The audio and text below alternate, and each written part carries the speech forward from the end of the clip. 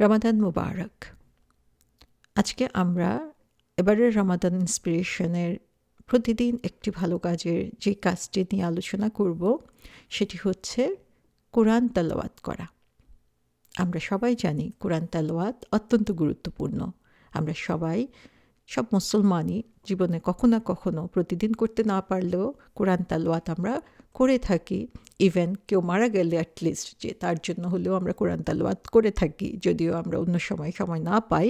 কিন্তু আল্লাহ সুবহানাহু ওয়া তাআলা এবং রাসূল সাল্লাল্লাহু আলাইহি ইসলামের জীবনের দিকে যদি আমরা তাকাই, তাহলে দেখব যে তাদের যে নির্দেশ ছিল সেই নির্দেশ কোরআন তেলাওয়াতের জন্য কত গুরুত্বপূর্ণ, এবং সেই ভালো কাজটা নিয়ে আজকে আমাদের আলোচনা।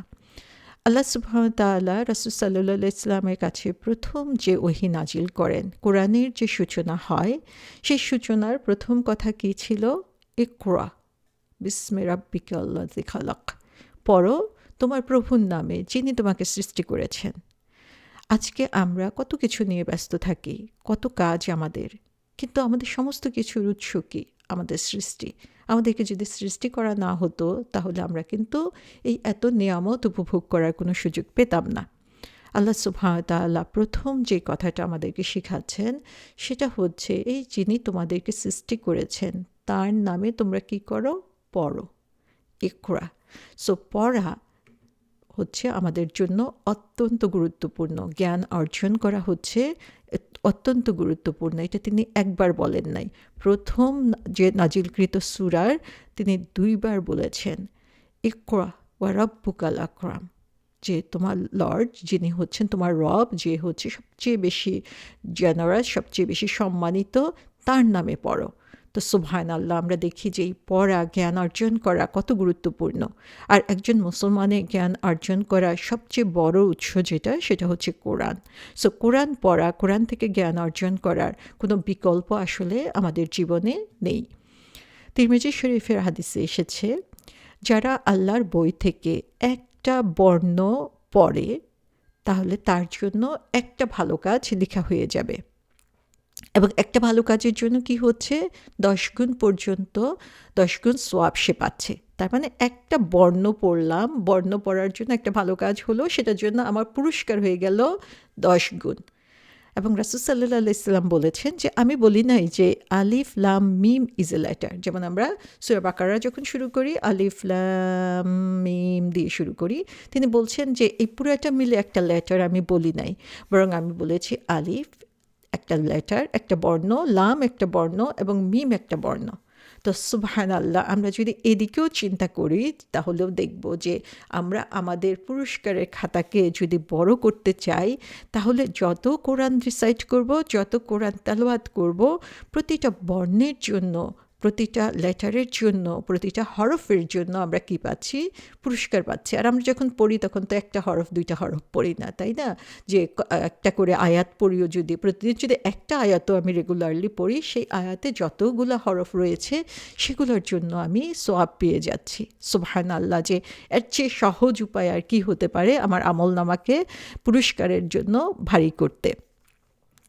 আরও কিছু হাদিস যদি আমরা দেখি তাহলে দেখব, রাসূল সাল্লাল্লাহু আলাইহি ইসলাম বলেছেন বুখারী এবং মুসলিম শরীফের হাদিসে, যে হচ্ছে কোরআন তেলাওয়াত করে, খুব সুন্দরভাবে সাবলীলভাবে কোরআন তেলাওয়াত করে, সে কি হবে? আল্লাহ সুবহানাহু ওয়া তাআলার যে সম্মানিত এবং অনুগত লেখকবৃন্দ রয়েছে বা যেই ফেরেশতারা রয়েছে তাদের সঙ্গী হবে।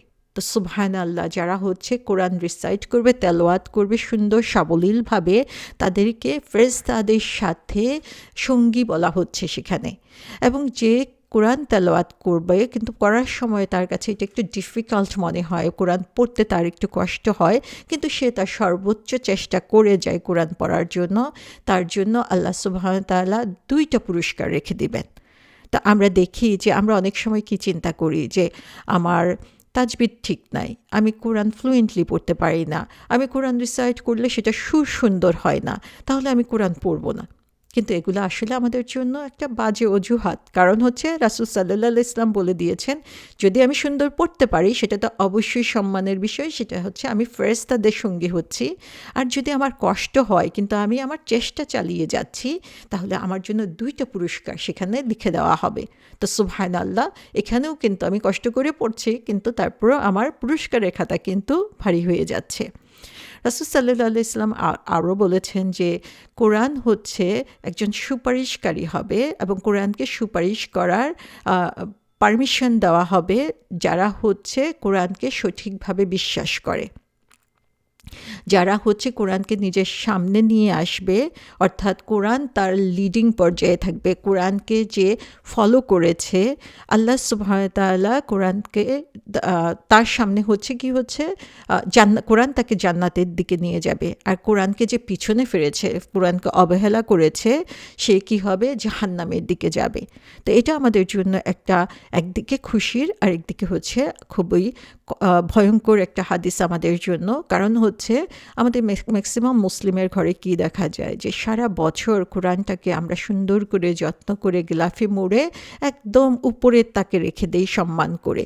তার মানে কি হচ্ছে, কোরআনকে যে কারণে পাঠানো হয়েছে পড়ার জন্য, সেই পড়াটাকে আমরা এখানে নেগলেক্ট করছি। তো বলা হচ্ছে যে হচ্ছে কোরআনকে বিশ্বাস করবে, কোরআনকে ফলো করবে, কোরআন তাকে জান্নাতের দিকে নিয়ে যাবে। আর যে কোরআনকে অবহেলা করবে, কোরআনকে ফলো করবে না, কোরআন পড়বে না, সে জাহান্নামের দিকে ধাবিত হবে। আবু দাউদের একটা হাদিসে রয়েছে, এই হাদিসটা আমি আগে কখনো ওইভাবে খেয়াল করি নাই, এটা আমার কাছে খুবই ইন্টারেস্টিং মনে হয়েছে, যে যে কিয়ামে অর্থাৎ নামাজের জন্য দাঁড়াবে, 10টা আয়াত পড়বে, সে কখনো আল্লাহ কাউকে ভুলে গিয়েছে এমন কারোর মধ্যে অন্তর্ভুক্ত হবে না। অর্থাৎ আমরা যদি নামাজে দাঁড়িয়ে 10টা আয়াত পড়ি, তাহলে আল্লাহ সুবহানাহু ওয়া তাআলা আমাদেরকে স্মরণ রাখবেন, আমাদেরকে কখনো ভুলবেন না।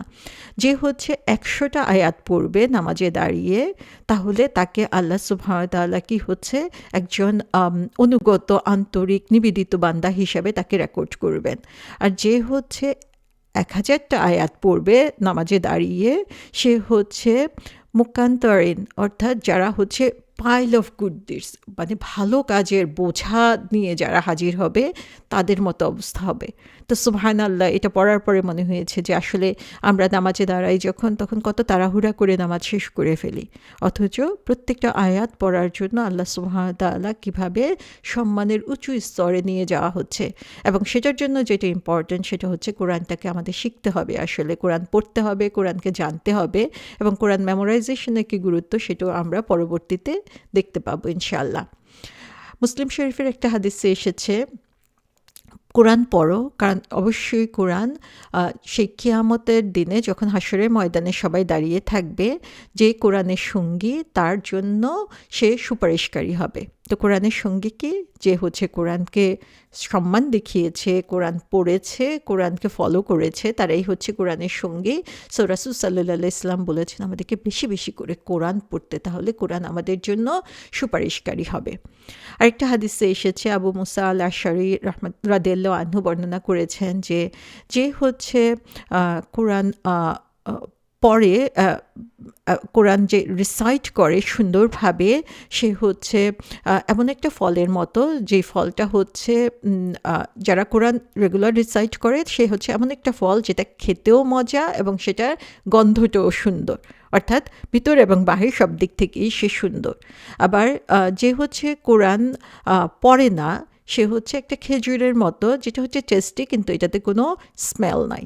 আবার সেই খারাপ লোক যে হচ্ছে কোরআনকে সঠিকভাবে পড়ে না, সে হচ্ছে বা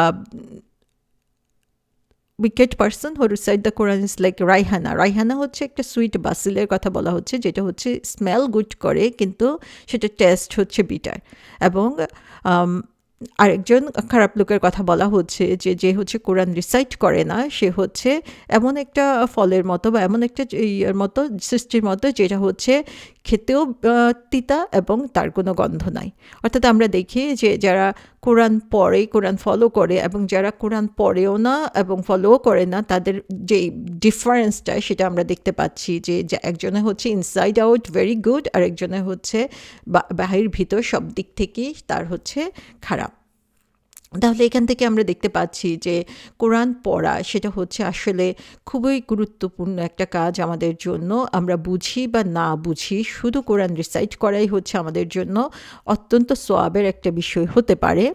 এবং যেই বেনিফিটগুলো বা যেই উপকারিতাগুলো আমরা দেখতে পাচ্ছি কোরআন রিসাইটেশনে, সেগুলোকে যদি আমরা সামারি করি তাহলে দেখা যাবে যে কোরআন হচ্ছে রিড করা, কোরআন পড়া, আমরা যেটা সূরা আলাক থেকে দেখলাম, কোরআন পড়া এবং কোরআন নিয়ে চিন্তা ভাবনা করা, সেটা হচ্ছে আমাদের একটা ডিউটি, এটা হচ্ছে আমাদের বাধ্যতামূলক একটা কাজ, এবং এটাই হচ্ছে আমাদের প্রথম কাজ, যেটা হচ্ছে আল্লাহ সুবহানাহু ওয়া তাআলা আমাদেরকে নির্দেশ দিয়েছেন।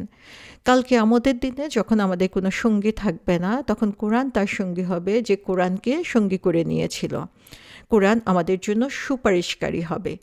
কোরআন হচ্ছে আমাদের স্ট্যাটাসকে কী করবে, উঁচু লেভেলে নিয়ে যাবে আল্লাহ সুবহানাহু ওয়া তাআলার কাছে। আল্লাহ সুবহানাহু ওয়া তাআলা তাদেরকে, ও যারা কোরআনের সঙ্গে কোরআন পড়ে, তাদেরকে উত্তম লোকদের অন্তর্ভুক্ত করে নেবেন। এবং কোরআন যখন আমরা পড়ি, প্রত্যেকটা বর্ণের জন্য, প্রত্যেকটা হরফের জন্য 10টা করে পুরস্কার আমরা পেয়ে যাই। এবং যারা কোরআন সুন্দর সুললিলভাবে সাবলীলভাবে পড়তে পারে, তারা হচ্ছে ফেরেশতাদের সঙ্গী হবে। এবং যে হচ্ছে কষ্ট করে পড়বে, তার জন্য কি আছে, তার জন্য 2টা রিওয়ার্ড রেখে দেওয়া হবে। এবং আমাদের অবস্থান জান্নাতে কি হবে সেটা ডিপেন্ড করবে আমি কতটুকু কোরআন পড়েছি এবং বুঝেছি সেটার উপরে। এবং কোরআন আমাদেরকে কি করবে, জান্নাতের পথ দেখাবে। তো সুবহানাল্লাহ, আমরা যদি প্রতিদিন এই কোরআন রিসাইট করি, তাহলে একদিকে আমরা পুরস্কার পাচ্ছি, একদিকে সম্মানিত লোকদের অন্তর্ভুক্ত হচ্ছি, আরেক দিকে হচ্ছে আখিরাতে যে আমরা একজন সুপারিশকারী পাচ্ছি, একজন বন্ধু পাচ্ছি, এবং আমাদের জান্নাতের যে অবস্থান, সেই অবস্থানটা আরও উন্নত হবে যত বেশি আমরা কোরআনকে পড়ব।